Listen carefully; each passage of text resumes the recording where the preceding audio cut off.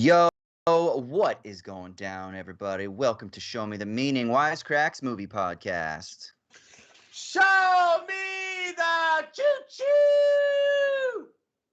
Yeah, I mean, this is one of those films that I think has been requested for a very long time. It seems right up Wisecrack's alley because it's very on the nose with its social commentary, as are pretty much all of the director's films. We're talking about Snowpiercer, directed and adapted by Bong Joon-ho, starring Chris Evans, Jamie Bell, Tilda Swinton, John Hurt, Octavia Spencer, Song Kang-ho, I hope I'm saying that correctly, and a bevy of others, and a wonderful supporting cast as well.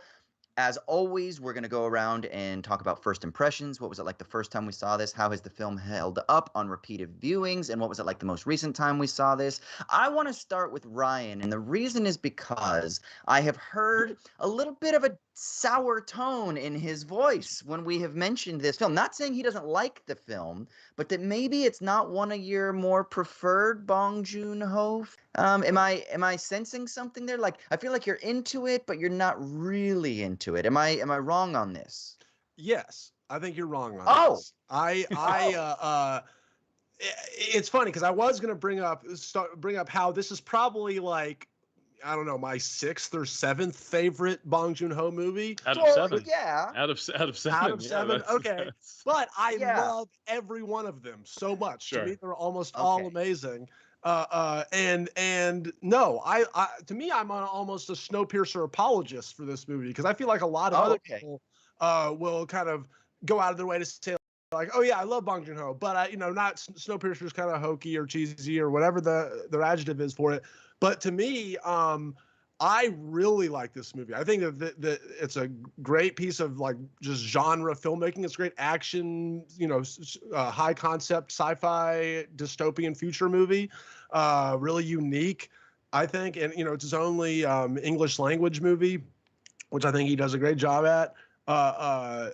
But I will say, obviously, clearly, I mean, for as much high praise as I can give on the movie, clearly the last third of the movie, or even maybe just that last climax, is pretty lame, I think, when he's finally meeting Wilford, Ed Harris's character, at the train, and then there's that long conversation they have, and talk about being on the nose. Like that, to me, that's the worst sequence of his whole career, and specifically because it is so just like taking everything we've watched up till then, any mystery of it, and then just essentially giving us this long, drawn-out monologue where he's explaining right on the nose, I don't know, what the thematics of the film. And I didn't like that part. So if you take that young budding filmmakers try to show, not tell, right? Yeah, that's like one of the ultimate, tell not showing scenes, I think. And then it leads to this very strange conclusion, which to me, the conclusion is one of the most interesting parts of the movie, like his decision to say, fuck the train. And basically, to me, that's like almost like a suicide move, right? Where once, it's not even his decision. It's that other dude, the stowaway, whoever causes the train to go. Damn. Like just choosing to end your movie that way, I think is a bold decision. I think we should talk about just what it means, what he's trying to say with the ending and whatever. But no, I like this movie. I'm going to give this movie an A-. Wow. Okay, so how does this film hold up from like the first time you saw it to repeated viewings? Is it still good stuff?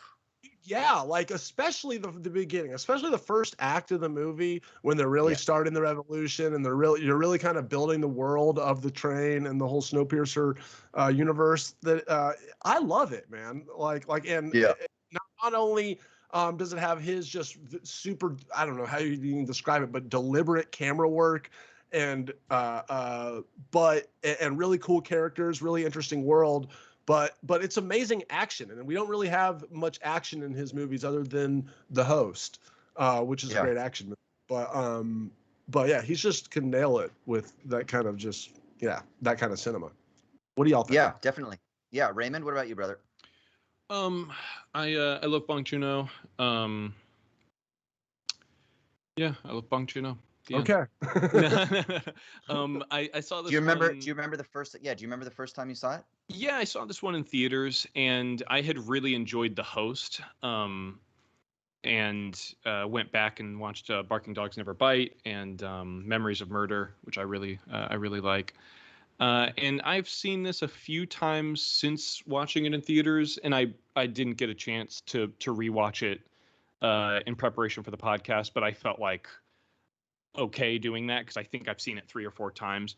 I think that this was the movie for me, despite having enjoyed his previous films as much as I did, that really put him like permanently on my radar, where I was like, I'll watch anything that this guy does. And I hear you on a lot of your stuff there, Ryan. I think that the movie really does clip in those first couple of acts. Some wonderful action, really, really great, simple use of the camera to communicate progress. There's no shortage of video essays on this movie, but I remember one that I watched where they talk about just the simple but significant visual idea that the back of the train, or Chris Evans and the folks from the back of the train are always moving from left to right on the screen. Things like that communicate progress really effectively. Reminds me of Mad Max Fury Road, how every single action scene in that movie, like the thing you're supposed to be paying attention to is always dead center in the middle of the frame, which is like, it just seems so obvious, but it's one of those things that George Miller said on the day. He was always like, put the crosshairs just right on their nose. There's so much going on in this movie. I don't want the audience to be searching the screen for where the action is. And I think that simple stuff is so undervalued. Just that simple, subtle clarity in action. And if you'll pardon the pun, this movie does move like a freight train for most of its runtime, but by the end of it, when everything slows down and Ed Harris kind of goes into his monologue, that exchange there with Chris Evans to kind of set up the film's denouement. I'll kind of stick in for that sequence because I think, yes, show don't tell is a very apt sort of writing tip 99.9% of the time, but there are sequences in certain movies. This one, Network, comes to mind. Ned Beatty's scene in that, where the villain sort of, their whole outlook, their whole thing is so morally repugnant that in order for them to communicate their perspective on things, there really is no way to effectively show it without just like showing the violence that extends from that philosophy or from that perspective. And so I do think that it's a fitting way to bring the movie to a close. But I also agree with you, Ryan, though, on the very ending beats. Once the train is finally derailed, there's a really great, for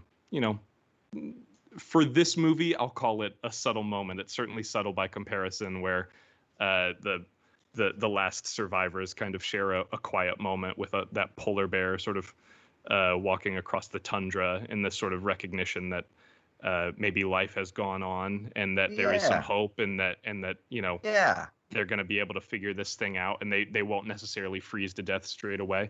But long story short, I'm a big fan of Snowpiercer, and I'm eager to talk about it.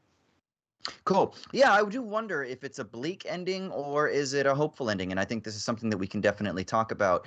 For me, first time I saw the film, I really enjoyed it for the social commentary. I enjoyed the action. I really loved the fact that Chris Evans was given something a little meaty rather than, because this was 2013, rather than just being like the pretty boy kind of thing or something this that was he like couldn't sink his right teeth after into. Avengers, Yeah, so for me, I thought it was really cool for him. And my buddy Kier and I, we used to do a podcast called I Dig This Movie. So if anyone out there used to listen to us, shouts to rest in peace to that. But we talked about how one of the things that Hollywood loves to do is when they take a pretty boy and they want to turn him into a serious actor, they put a hat on his head and they make him grow out a beard. Like, look at Hell or High Water with Chris Pine. Put a freaking cowboy hat on his head, give him a little bit of scruff, and then they make him a serious actor, right? They do it with Chris Evans. They do it a lot of times. Matt Damon in Stillwater, that's out right now. There you There you go. There you go. Right.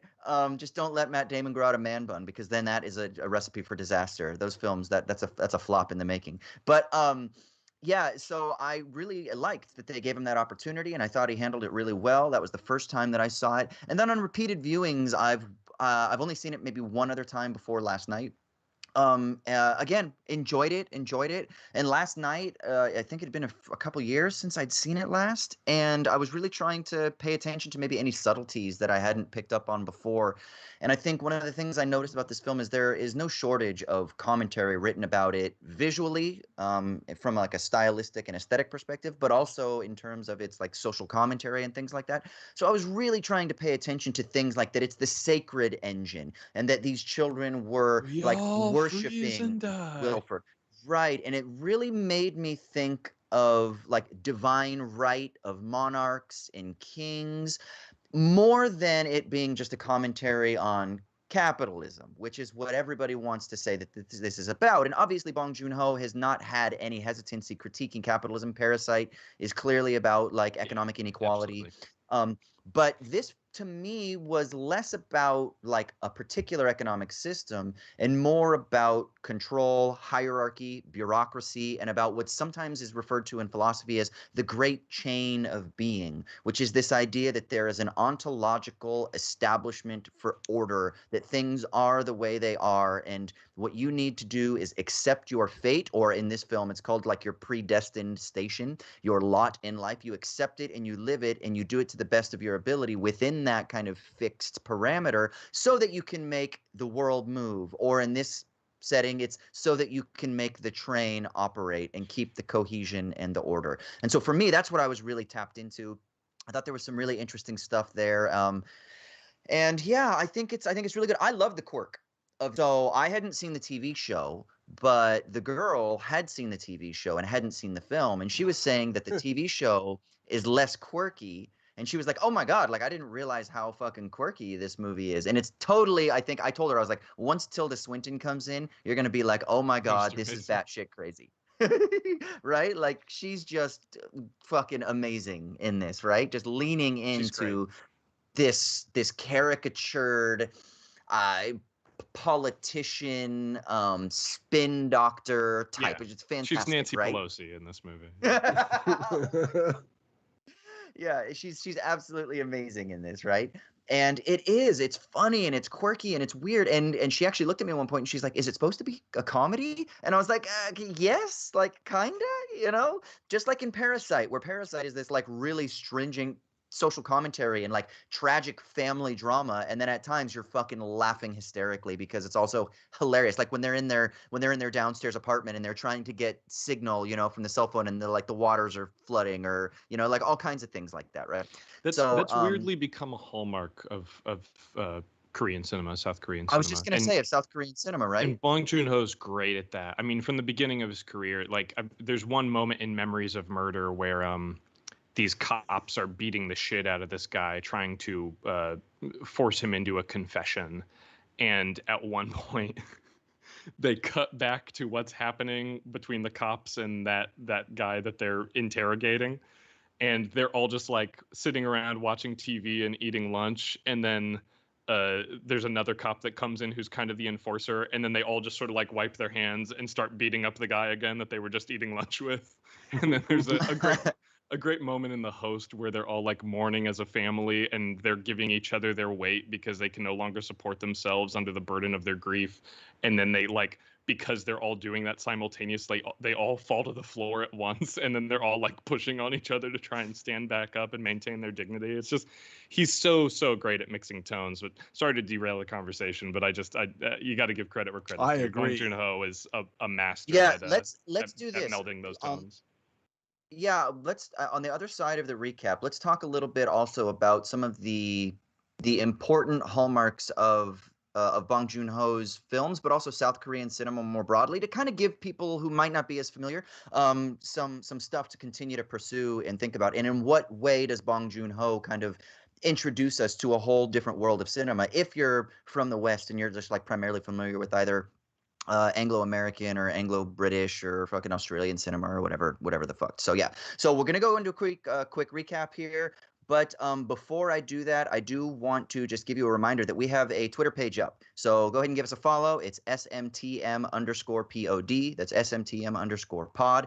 Give us a follow there. And I don't want to say too much about it because we don't have too much info to release yet, but we do have some bonus content that's going to be coming for our patrons. So make sure you go to patreon.com/wisecrack. And also we've got merch up, new merch. We got stickers, we got shirts coming out, all that good shit. So make sure you go check all of that madness out. All right, let's go into a quick recap here.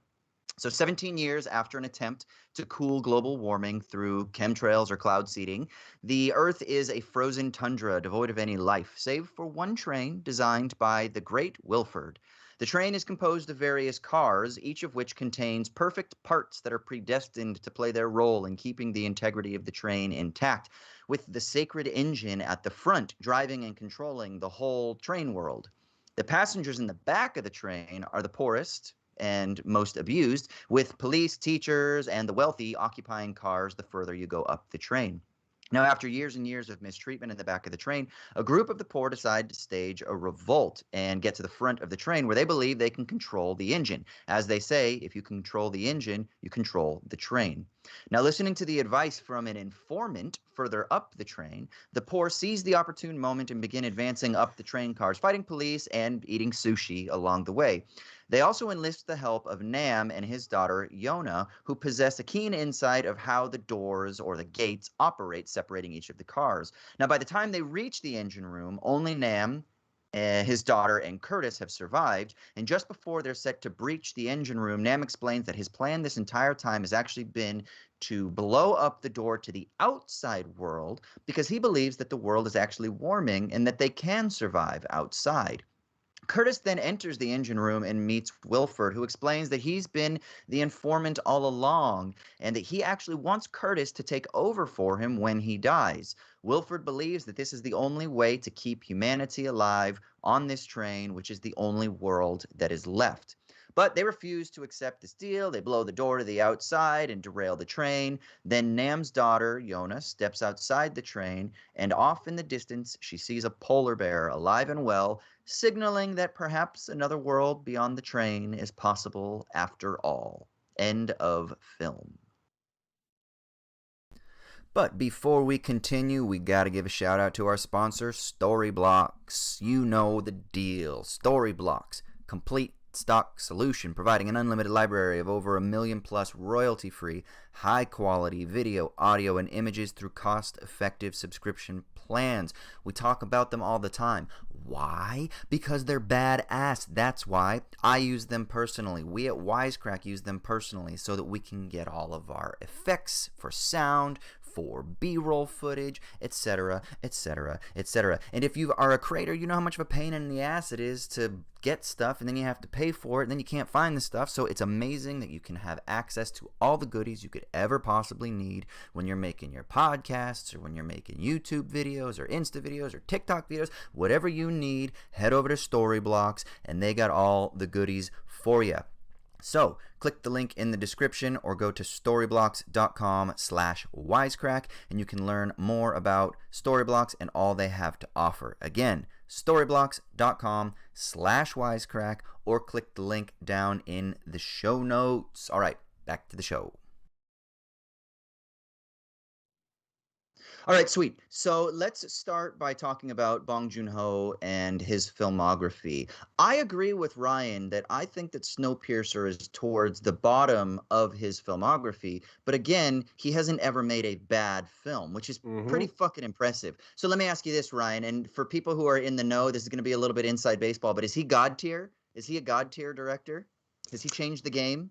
I believe in. I said he changed the game. Yes, I believe. I don't think Jared would say that, but to me, he's a god tier director. Everything he comes out is everything he puts out is so unique and him. And to quote him at the Oscars, you know what? It's the or I guess he's quoting Martin Scorsese. What the personal is the most universal, and I think that it's really, you know, all of his movies have just these little human quirks that kind of, like, you can tell just came from his mind, but somehow that makes them all universally great and acclaimed movies because we can all kind of relate to them. Yeah. So what do you think is like if we're gonna rank his films? I'm looking at his 7 films right I'm now. so glad you just asked me that. Okay, My okay. own personal rank is I go Mother 1. I love Mother, not the Darren Aronofsky movie, his Mother. And then I'm probably gonna go Parasite 2. Then I'm gonna go Memories of Murder 3, The Host 4, Snowpiercer, and then Okja. Am I missing one, Raymond? Barking Dogs Never Bite. Barking Dogs Never Bite. I've never seen it. So of the ones I've seen, that's my list. Yeah, mine is exactly the same. Perfect. That's the objectively true good list. Raymond, what about you? I'm frantically writing it down right now to make sure that it looks good. Sounds like your Memories of Murder 1. Am I wrong? No. I mean, anyone who follows me on Twitter or Letterboxd, where my profile pic is me standing in front of a Parasite poster with my eyes blurred out, could probably guess what my number 1 is. I love Parasite. Okay. I think it's one of the best movies of the century. Wow. After that, I would go Mother. Then I'd go Memories of Murder. So far, we're exactly the same, except 1 and 2 are split. Except 1 and 2 are split. Yeah, but for me, it's 1A and 1B. Like, if you were like I could switch Mother and Parasite. Like, to me, it's almost a tie. It's basically a tie. But Mother was the first film that I saw of his, so it kind of has a special place in my heart. You know. Okay. Then I'm gonna go The Host. I think similar to what you were just saying, Austin, The Host has a special place in my heart. That was my number 4, yes. That was the first one of his that I ever saw. And it also holds up. I think it's a really fun movie. Mm-hmm. I put Barking Dogs after that. Or excuse me, I would put Snowpiercer and Barking Dogs, depending on what day, either or, but maybe Snowpiercer, then Barking Dogs. And I actually haven't seen Okja because I feel like, hold on, before you jump down my throat, I have a tendency with filmmakers whom I really admire to kind of put one to the side, to always have a little extra something that I can always still discover. Okay. And that's very cute, Raymond. Well, cute is the best word that I can think. I think that's very cute. And Okja was an easy pick for me, setting aside because I feel like that's going to be a total tearjerker for me, and it's I don't know that I've been like in the right headspace to turn that one on quite yet. Okja is a fucking tearjerker. It is. It pulls on all the heartstrings, and especially if you're an animal lover, then and you are. With your new little rescue puppy next to you, probably. We got the two Pomeranians sitting in. It was a tearjerker. I'm talking about this week. Yeah, because I was like, why isn't this as good as Bong Joon-ho's other movies? That's the other thing too. I've also heard that Okja is a little bit rocky. But I still look forward to seeing it eventually when I do. I've just like I said, I've kind of set it aside for a rainy day. Little behind the scenes here, this Snowpiercer, this movie we're talking about was almost had a very rocky production story because a little convicted felon named Harvey Weinstein almost got a hold of it and then cut it up. Well, I mean, he did end up distributing it, but it's funny. There's a really funny production story, an interview where Bong Joon-ho's like, yeah, Harvey Weinstein basically, he wanted to cut like an hour away from the movie, and I said no, and then finally he goes, you know what, fine, Bong. We're going to release your cut, but to not very many theaters, so it's not going to do as well. And then Bong Joon-ho's like, I think he thought that he was screwing me, but actually we all celebrated that night because our movie is actually going to get released. We don't care how many theaters it fucking is in, So I was like, that was pretty cool. Yeah, there's a great story. First of all, obviously, fuck Harvey Weinstein forever and ever, amen. But there's a great story about, I think it was Isao Takahata, who's the Hayao Miyazaki's partner at Studio Ghibli. I think Harvey Weinstein or Miramax was in charge of distributing Princess Mononoke, and they wanted to make a bunch of edits to that. And I'm pretty sure it was Takahata that sent a katana to the offices of Miramax with a handwritten note that said "no cuts," and it was just like, and I think that fucking intimidated the guy into. There are a handful of stories that are about people just like not fucking cowing to Harvey Weinstein, and like all bullies, he just completely wimps out every time. There's a great story about Billy Bob Thornton calling him when he threatened to bury I think it was Sling Blade that he was going to distribute. And Billy Bob Thornton was like, I don't give a goddamn what you do with my movie. I made that movie for me, you son of a bitch. Put it wherever you please. And he's like, first of all, excellent impersonation. Oh, right yeah, that was pretty good. But yeah, he got $10 million for the distribution rights to Sling Blade. He was like, you already gave me your 10 million, motherfucker. I don't give a fuck what you do with my movie. Just shut him down. I think it's recounted in Rebels on the Backlot, if I'm not mistaken, or maybe it's in Down and Dirty Pictures, but it's a really good anecdote about Billy Bob Thornton just putting him right in his place.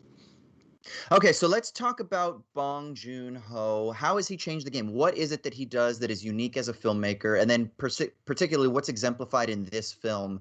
Like we talked a little bit about, people moving left to right. Like what's the significance of that? And how does one go into crafting a film with that in mind? Like that seems to be like such a very specific idea that you would intentionally have to craft from the beginning. They would have to be storyboarded to make sure that there's continuity. Like, let's talk a little bit about that. And then how does that kind of speak of the cinematic genius of someone like Bong Joon-ho, who can just handle the language of cinema with such mastery?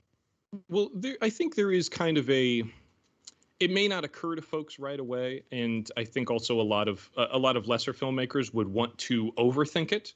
And they would try to get fancy with it technically, but there is a simplicity to much of the world reads from left to right. We scan things as moving from left to right as being natural, just because we've been conditioned that way from reading. There are all kinds of like studies on this that. Hitchcock used to do it in his movies. That I think it's in Strangers on a Train, when he introduces the protagonist, you see their feet moving from left to right. When he introduces the antagonist, they're moving from right to left, because it just kind of triggers something in your brain that's like, oh, something's off about this frame, or the movement or the momentum of it. And this is also a trick that I know a lot of filmmakers avail themselves of, that generally in movies, villains will, I don't know about generally, I don't know how common this is anymore, but there are a lot of examples of villains in movie parting their hair to the left, which kind of implies that they're left-handed. But just seeing someone's hair parted to the left, because so many people are more commonly right-handed, they part it to the right more naturally. It's just one of those things that kind of like jumps out to you and sticks in your mind. And if you're left-handed, if you're left-handed, that's the devil. That's the devil's. Yes, it's left-handed erasure, certainly. But to bring it back to Snowpiercer, this is a trick that Peter Jackson used in the Lord of the Rings films as well. He tries to always frame the Fellowship as moving from the left to the right of the frame when they're on their journey. And I think it's a lot of these sets were even built to break away in the middle, specifically so he could just shoot the frame of them going from left to right, because that was the important thing about the momentum, that anything from right to left was supposed to be read as conflict or as introducing drama. But yeah, there's, like I mentioned, George Miller in Fury Road. Cinema history has tons of these little, kind of psychological tricks littered throughout that are just there to sort of subtly signal to the audience aspects of the story. And I think it takes a good deal of restraint, which is not a word that you would usually associate with this specific movie, to once again not overthink it and just say like, oh yeah, we want a natural flow of continuity of action from left to right. I don't know, it makes sense to me. Yeah, I think he knows these. He just knows cinema so well. There's some directors we watch their movie and you're just like, everything's firing on all cylinders, and it's very important that he's a writer director, right? He's not just a good director that can take a script and then put it to celluloid. He basically, I think that is part of where his genius comes from, is that he's creating these these films whole cloth, and while he's writing it, not only are things happening in really interesting story structure ways, like Parasite. That whole third act I never saw coming, everything.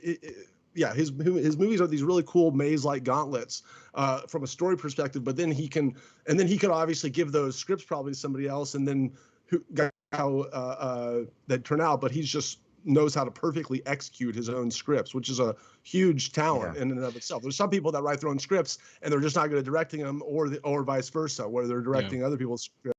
but to really be able to knock it out of the park with your own scripts is a talent. And then the personal being universal is his thing, and too. And then I would point, you're pointing to George Miller, and I think that's an apt comparison. I kind of would point to, he's like the Korean Coen brothers as one person, right? Because the humor is such a big part of his movies and why they work, I think, because these movies are all pretty, thematically serious films, but all of them, without exception, have, I think, are grounded in their point of view and sense of humor in a way, and that makes them so palatable to just regular people. Like Parasite, I think, would not have worked without how funny it is, and it's hard to even talk about why that movie is so funny, but it just is in a very subtle way. Yeah. And I think, and if that humor weren't there, that movie would be relentless. It would just be, it wouldn't work. And I saw the film at the Sydney Film Festival, and Bong was there, and it was great because the audience was like 70% Korean, and they even got more of the jokes because there's inside jokes, or there's like references to certain economic situations, like the cake shop kind of stuff, right? That it took me a minute, but because of the kind of infectious laughter of a community, you kind of like start to participate in it as well. So the amount of humor, the kind of joy that film stimulates, while also the tragedy that it points to, it kind of creates a really lovely juxtaposition that I think is just masterful when you're telling any story. And Parasite I actually got a lot of like Paul Verhoeven vibes on this viewing, and I think it was because, like, for some reason Starship Troopers was like, I don't know why I was thinking that, like, I don't know if it was because of the sets or because of like the police officers and their outfits. Yeah, the very like overtly fascistic. Yeah. I will say one other, as long as we're comparing apples to oranges, I think of John Carpenter a little bit with regards to not only having a great sense of tonal balance and being able to imbue these otherwise very, very dark movies with a good sense of humor, but John Carpenter sort of perfected the art of the visual metaphor. So many of his movies, we've talked about a few on the podcast earlier this year, but so many of his movies are like social commentary, just kind of wrapped in this horror or science fiction bow. And I do feel, in a weird way, like Bong Joon-ho kind of might be the sort of heir to that throne a little bit, creating these genre movies that are built around one sort of central metaphorical concept. And I think he does it really well. They live as all right. So now but I don't think anyone would call it subtle.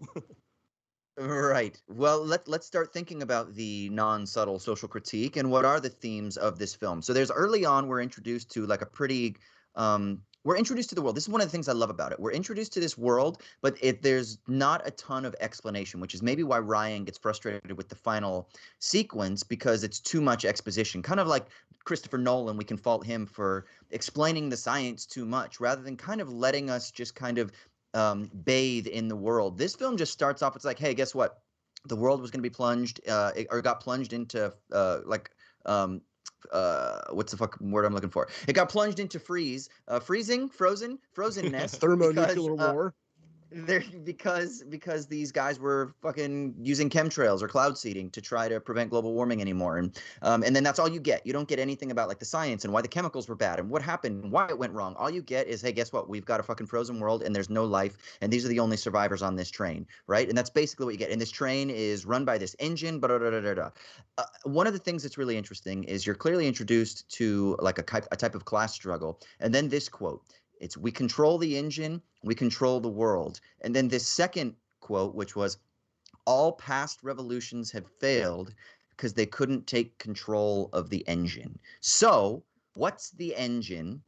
And is this true that if you can control the engine, you can control the world, or you can control the train? So what do we think? What is the engine, and who currently controls the engine? Is Wilford a representation? Is he a god? Is he a king? Is he government? Is he an idea? Like, what do we think? What is Wilford, Ryan? And the engine and all of that shit.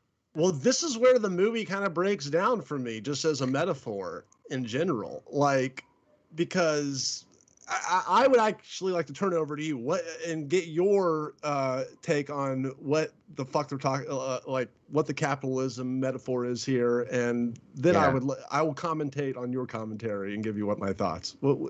Austin. Okay, so very simply, there's clearly class divisions. There's clearly a hierarchy. Mm-hmm.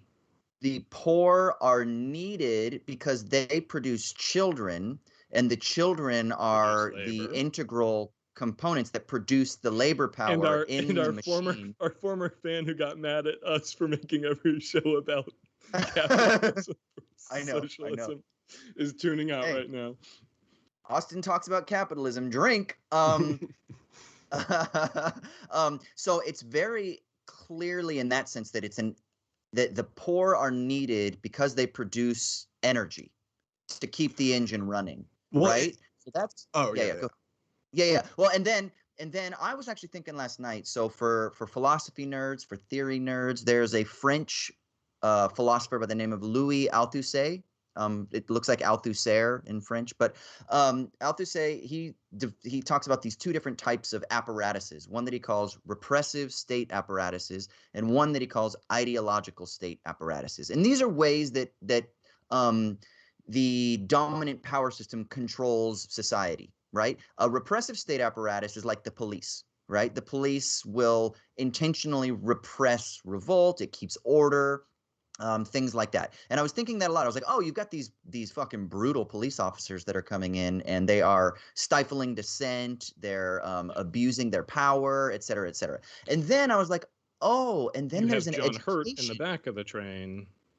Well, yeah. Well, I was thinking we can get to John Hurt because his character is really interesting, right? Yeah. And then there's the ideological state apparatus. And the ideological state apparatus is best represented by something like the educational system. And then we also see as these people move forward that you've got this educational system where they're like doing the equivalent of like a pledge of allegiance, but it's like an oath of allegiance. They're worshiping and they're saluting and they're learning this behavior. And this is something that they just get raised with. And this makes it so that it becomes ideological, unconscious. It becomes part of their very way of being. And so I was thinking, and obviously Althusser is writing in the context of how it is that the state controls a capitalist economy. It uses repressive forms, but it also uses ideological forms. And I thought that we could definitely see that on the train. It's got its repressive elements and it's got its ideological elements. And of course, it's literally exploiting labor, and it's not only doing that, but it's doing that by exploiting like reproduction. So even the very like most natural thing that humans do, like having babies, is something that Wilford is like, cool, you have your babies. I need them nice and small so that I can stick them in my machinery so I can keep this sacred engine going. But it's not really sacred, right? That's just some bullshit that he tells people to try to control people. Yeah, but within the closed system of the train, that children are the only new commodities being produced, essentially. Like they have an agriculture car where they're, growing tomatoes, and they have the aquarium car where they say like, oh, we're allowed to eat this much fish per year, and that keeps the tanks in balance or whatever. But what I was going to say about John Hurt in the back, that I can't remember his character's name. Gilliam. And I did wonder, is that a nod to Terry Gilliam and the film Brazil? Could be. I was wondering that. This comes back to the aesthetic discussion we were having earlier. I wonder how much, I haven't read the graphic novel on which this is based, but I wonder how much of both the visual cues for this film are taken from that, and also the story cues or character names and stuff. I'm not sure. But I was going to kind of dovetail off of your point that ideologically there is this sort of what I don't want to call him a secret agent or whatever, but he serves to kind of like placate the masses and funnel their disenchantment and their energy and frustration towards something that is overall productive for the system, as it were, in this particular metaphor, capitalism. Right. Well, right. Just so that people know, it's because we learn that somebody from the lower classes is actually in bed with Wilford, and that this is a whole system that's orchestrated. They allow revolts to happen periodically. So they can thin the diminish herd. population, thin the herd, exactly. So for population control, and also it kind of inspires people so that they continue going on rather than just wallowing in despair. And that ties in perfectly to the metaphor of capitalism, that how many people fucking spend all their time on Twitter groveling to Elon Musk because they want a ticket to Mars or whatever. Like there has to, the myth of the American dream has to exist, because otherwise the entire system falls apart. Like if you don't actually believe in anything aspirational, if you don't believe things can get better for you, then what is there to believe in? And I think from oh, sorry, just to put a button on it really quick. I was just going to say, Austin, before Ryan passed the ball to you, I think the easiest read is like Dan R said in the chat. He says, "I'll take means of production for $500." But there is also, because this movie is explicitly also about climate change. Obviously, climate change is inexorably linked to capitalism. But there is something kind of not necessarily hopeful, but authentic within this movie's representation of how climate change affects everyone. It just affects everyone at different times, at different moments. And there are people who think they are going to be ahead of it or above it, but ultimately it's like, no, we're all on this same vessel. And I can also see how, therefore, the engine exists as a metaphor for, the sun, or just the very idea of just like natural resources, that there is the essence of life or something. Yeah. But that's just one thing to throw out. But sorry for cutting you off, Ryan. Oh no. I like when I first saw the movie, to me, the reading I like the most is it being a reading on social mobility, or just, you being able to rise up in capitalism, right? And because essentially everyone is frozen in whatever class they were 17 years ago. The rich are going to stay, the rich are going to stay rich, the poor are going to stay poor, essentially for forever. Right, because they bought tickets to one part of the train based on their income at that time, and then they're stuck there. So to me, I like that kind of being this cool visual metaphor for Bong Joon-ho clearly thinking that there is no American, there is no light at the end of the tunnel under capitalism. You're kind of stuck where you're at. Like, that is a cool metaphor. But to me, being a one-to-one to our own reality and stuff, I don't really see, because at the end of the day, I'll stick up for Wilford in the sense that everyone on Earth would be dead if he didn't make this train, right? Theoretically, so he is offering them some service. Am I crazy? And then, yes, it becomes a microcosm for our own society on the thing, but I just that's where it all starts. The metaphor all starts breaking down in terms of our situation is not really like this train. I get. Well, it's not one-to-one. We're not all right. Yeah, this is still metaphor. It's not like a literal representational, but it drama seems to be an or indictment of capitalism as a whole. Whereas to me, I would say I think there is social mobility. What you if can rise up? What if it's this? Yes, people can, but those are so few and far between. And one of the things about orchestrating this revolution is the idea that the leader will sell out the revolution at the end of it, and thus serve as an aspirational figure, so that they can maintain the order for a few more generations and say, no, look, a few of you got up front, don't worry, just wait your turn. That is how it relates to capitalism. That every single time there is one aspirational figure who is able to escape the terrible and brutal circumstances under which many people are forced to live in this country and in many countries around the world. I don't want to diminish other people's suffering, but those people are used as a cudgel against other folks who have the audacity to ask for more.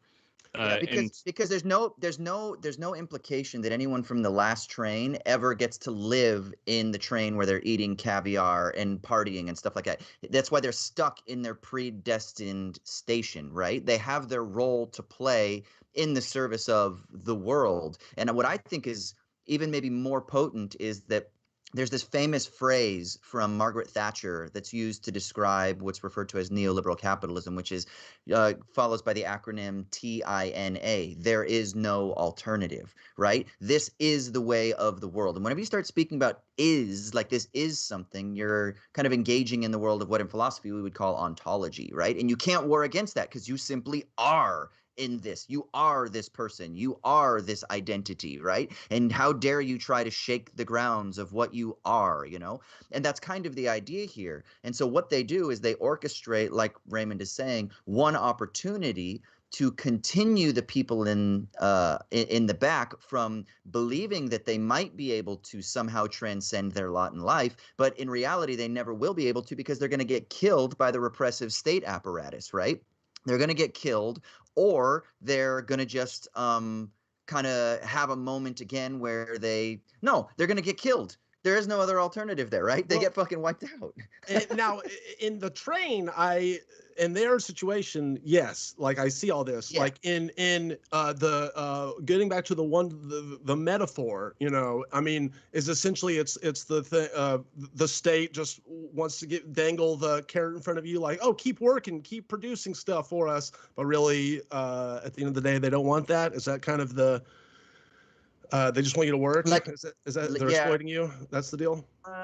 Yeah, I mean, the thing is he's definitely taking a much harder line kind of stance on this, right? Like he's saying you're just gonna fucking die if you try to rise up, right? Whereas like I think a more nuanced take would be like, yeah, sure, some people are going to be able to rise up to the middle class, and then some people are going to be able to ascend to the upper middle class, and then some people are going to become billionaires. But generally speaking, we know that, you know, it's generational wealth, which is kind of like the biggest guarantee of future wealth, et cetera, et cetera, et cetera, right? Mm-hmm. We know this, and it's becoming, inequality is becoming more and more entrenched. We know this. I mean, the work of Thomas Piketty in recent years has kind of even quantified how this happens, why it happens. So we know that that's the case. But he's definitely making it much more dystopian. But here's the thing. Here's the interesting thing. This is why I think the end of the film is actually really hopeful, because essentially what Wilford is saying, this is interesting, because Wilford says this is the world, and that's humanity. And I am preserving humanity by creating the world. And he says explicitly the train is the world, right? In other words, this is all there is. This is the totality of all that can be, that exists, that must be, because there's no possibility anywhere else. And then what do? They blow the fucking train up, and then they see, actually, you know what? Another world is possible. Now, it might be fucking hard. And this is where it makes me question, like, is Bong Joon-ho kind of like, wow, in order to create some alternative, do you have to fucking derail the train and kill a shitload the world down? Yeah, right. Is that what he's saying? And then is that the cost? And is that worth it? Like, I think those questions are things we can wrestle with. But I definitely think the fact that there is life outside of the train, and the fact that the airplane is becoming more and more visible, that shows that actually it's difficult and it's going to be an uphill battle, but another world is possible. That's my interpretation. I get that your interpretation of that, but logically, all that tells me is, all right, the people were wrong, that they're actually, you know, you could survive. So that was just like a negligent aspect of science that just didn't, you know, so we just didn't understand. You think that life never was fully eradicated? You think that life was continuing in some places? Are you saying Wilford and company and everyone on the train doesn't actually believe that life is only contained in that train, and that they know life is available outside of the train, and that they're still they just want this train to go on so they can be on top? To me, I don't get that from the movie. No, I think everyone is pretty much sold on the idea that the train. The only person who has a theory otherwise is Song Kang-ho, who when they cross Karayanagi Bridge, he lifts his daughter up and they look out and he's like, oh, it keeps melting. He has this theory kind of germinating in his head.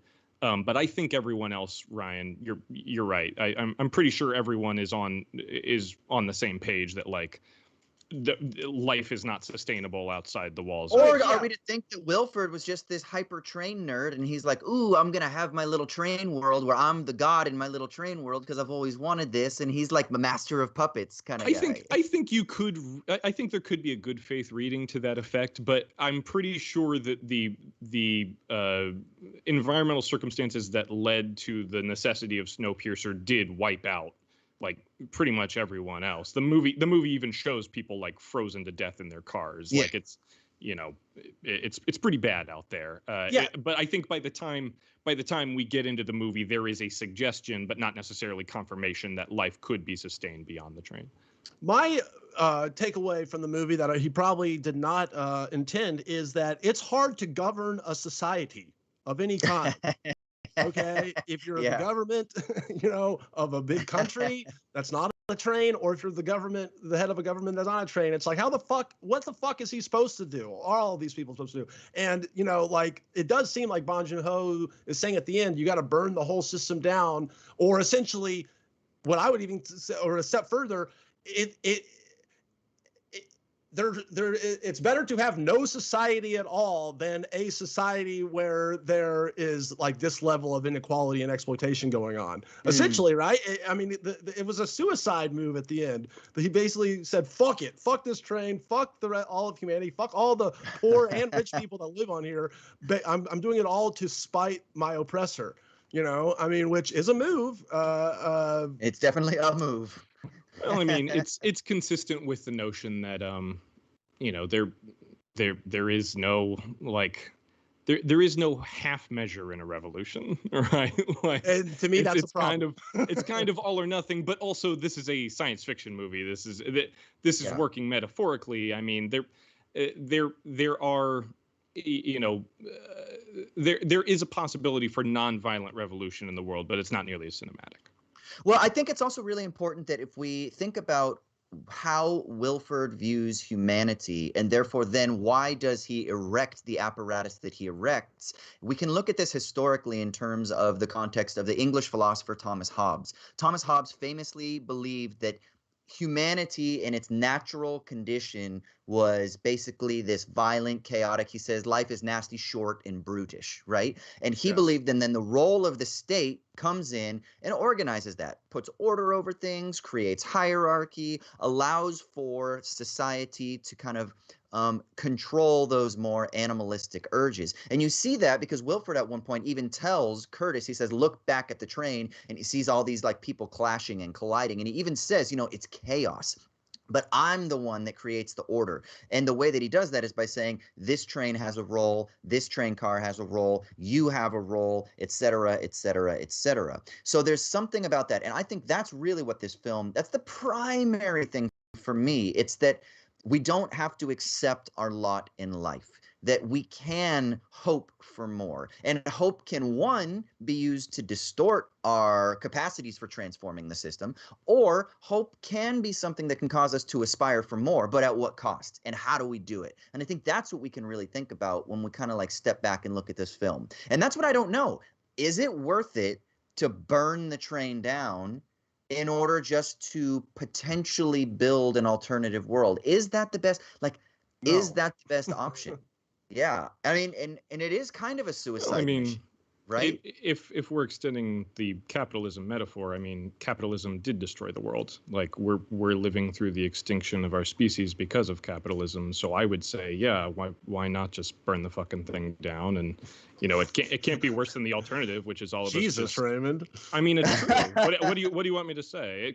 That can't be any worse than all of us continuing to like plod away for 40 hours a week and waiting for the fires to be at our door. Oh, yes, it can.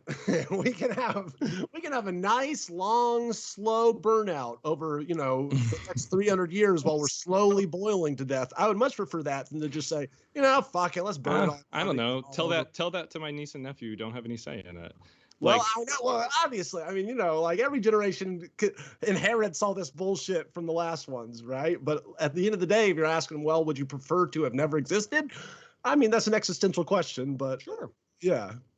See, and this is what's great about this type of like social commentary, because these are the types of questions that I think the film presents, and it doesn't really give easy answers. Like I do think that the film offers some answers, right? But I don't think it gives you easy answers, because there's clearly cost for whatever situation. Like Curtis clearly, like, yeah, he could have taken over and then continued the maintenance of the train, and then maybe this would be like a type of like evolutionary reading, that he would have learned the truth about the situation, and then if he took over, he could have somehow figured out a better strategy for transforming the roles of each of the cars and the patrons on the car, and kind of changed it from the inside. Like that's one option. That would be like a non-reformist reformism, right? That's a possibility. And then you've got Nam, who's like, fuck this, I'm just going to blow this thing up and start it over. So there are other options that could have been explored. They just weren't explored. And that's what I think is really kind of interesting about what this film does at the end, is because it kind of puts it to you so that you can start peeling back the onion a little bit to try to see if there's other stuff that we could do. I would argue that the polar bear itself is a bullshit Hollywood cop-out ending. Like, I think that the more hardcore way to end this movie is he says, fuck the train, fuck it all, and then it's literally just a slow pull out of what's left of humanity all dead, right? Because to me, just having the polar bear there when at the very end is having your cake and eating it too, in such a grandiose way, where you're like, all right, fuck all the system, but oh yeah, there might be this glimmer of hope that we hadn't even talked about, and we're not going to give you a chance to even, it's just going to have this one shot of the polar bear, and then it's as fade to black. Our favorite chaos theorist would say, life finds a way. Eh? Yeah. Dr. Malcolm in the house, shirtless Jeff Goldblum memes, please send them our way. Yeah, we'll take them. Okay, we got to wrap up this conversation. I want to do a kind of quick dip into a mailbag section a little bit. If you want to dive into this conversation, give us your thoughts about Bong Joon-ho, your thoughts about South Korean cinema, your thoughts about Snowpiercer and Bong's filmography more general. Your thoughts about, are we missing anything about the themes? Are we wrong about the social critique? What can we do in a world where you're stuck in your station? What do we do about climate change? People, help us figure shit out. I mean, I know we pretend like we're a film podcast, but come on, we're gonna fucking change the world. This little station that we have at our disposal, or something like that anyway. But just reach out to us. You can email us at movies@wisecrack.co with your thoughts, or you can call us at 1-213-534-8807. That's 1-213-534-8807. We have a voicemail about The Green Knight. We're going to go to it now. What's up? Hey, what's up, Wisecrack? It's Logan here from Pennsylvania. I'm calling to talk about your recent Green Knight podcast. So what I want to talk about is the Fox and its relationship with Gwaine versus his relationship with the Lord he meets. So when I first watched the movie, I immediately trusted the Fox and saw him as an ally, almost empathetic for Gwaine. Because of this, when Gwaine arrives at the Lord's house and I see the imagery of the Lord hunting the Fox, I distrusted him right away. But upon reflection and after listening to your podcast, that was put into a new context for me.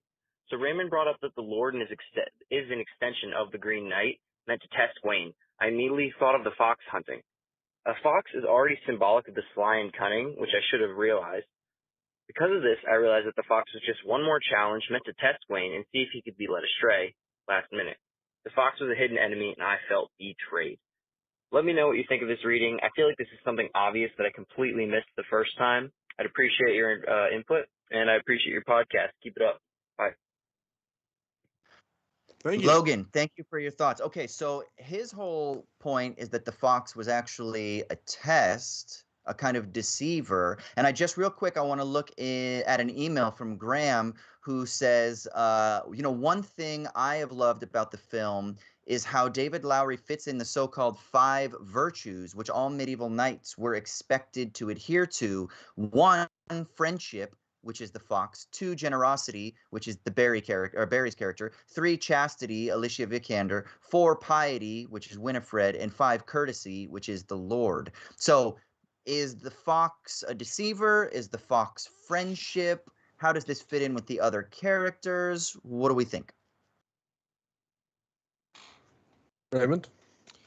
Well, I mentioned last week, the caller even alluded to this, that I'm pretty sure the Fox is the same actor who plays Gawain's mother. But I also I really like the caller's interpretation of this, that I think last week I said that she's kind of stepping in at the last moment to try and be like, okay, this enough is enough. I regret summoning the Green Knight. You don't have to go forward with this. But I kind of like his interpretation that in itself feels like maybe a test. Or something like that. You know, it's his last test of integrity and courage before he gets into that boat and goes to his final meeting with the Green Knight. But yeah, I think that's a really interesting perspective that he has on it. What about you, Ryan? I honestly hadn't considered the Fox being anything other than just kind of a wise protector friend person. So that was an interesting take and email. I don't know. Why are our listeners so goddamn smart? I know. Please. Why are you smarter than me? Yeah, why? Fucking call us, write us, please. movies@wisecrack.co. That's movies@wisecrack.co. Or you can call us 1-213-534-8807. Let us hear your thoughts. We love you. As always, give us a follow on Twitter, SMTM_pod.